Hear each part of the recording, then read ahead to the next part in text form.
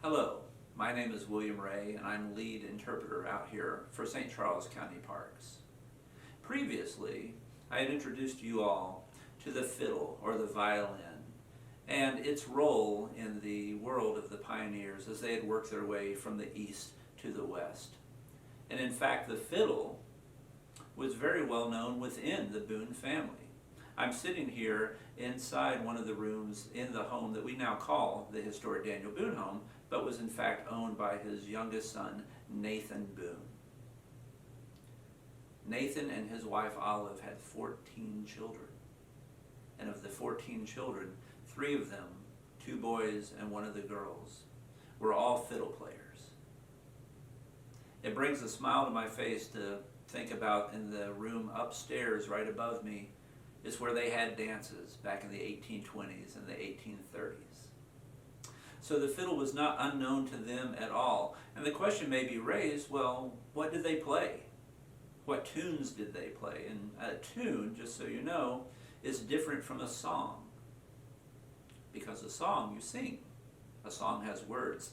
Tunes typically do not have words. So upstairs there were fiddle tunes and there were dances going on.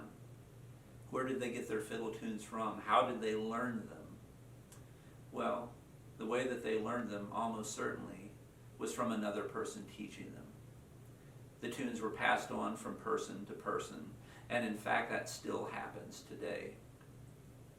I have a very good friend who's an old-time fiddle player, and he'll come up with just one of the silly names for a tune, and he'll ask the audience, "Do you know why the tune is called that?" Then he'll shyly smile and say, "Because that's its name." All of these fiddle tunes had unusual names. Some of them were silly names, but some of them also told stories, and some of them marked locations. And in fact, the tune I'm going to play for you in just a moment is called Boating Up Sandy.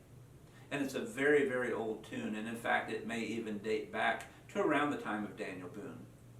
So the Big Sandy River is the river that forms the border between West Virginia and Kentucky.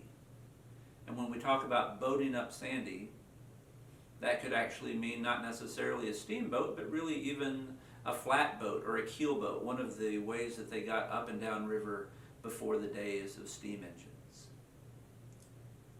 As it so turns out, this was a popular tune, or at least a very popular title. I know of at least 6 versions, all under the same name, that are completely different melodies. They were all taught, passed from one person to the next. And so you get the little story that goes with this tune, because I think all fiddle tunes have the stories with them. This is a tune that is passed in and out of my life, and so this is the person I learned it from. There was a gentleman from East Kentucky by the name of Paul David Smith. Paul David Smith was 2 generations older than I am. He played with a fiddle player who was a generation older than him by the name of Snake Chapman. And also in their neighborhood in eastern Kentucky lived a gentleman by even an older generation whose name was Thaddeus Baker. Thaddeus's son, Kenny Baker, became one of the most well-known bluegrass fiddle players of all time. But Kenny's father, Thaddeus, knew a lot of tunes. And so this is a tune that both Snake and Paul David learned independently from Thaddeus. I then in turn learned it from Paul David. And so you'll get my version of his version of Thaddeus's version of a tune. And that, to my mind, is really the best way that these tunes pass on. They don't stay static. They change just a little bit. And just as I'm sure that Paul David's version had some of Thaddeus's version in it, but also a little bit of Paul David, I'm sure that my version has a little bit of both gentlemen, but also a little bit of myself. So, Boating Up Sandy, one of the versions of it.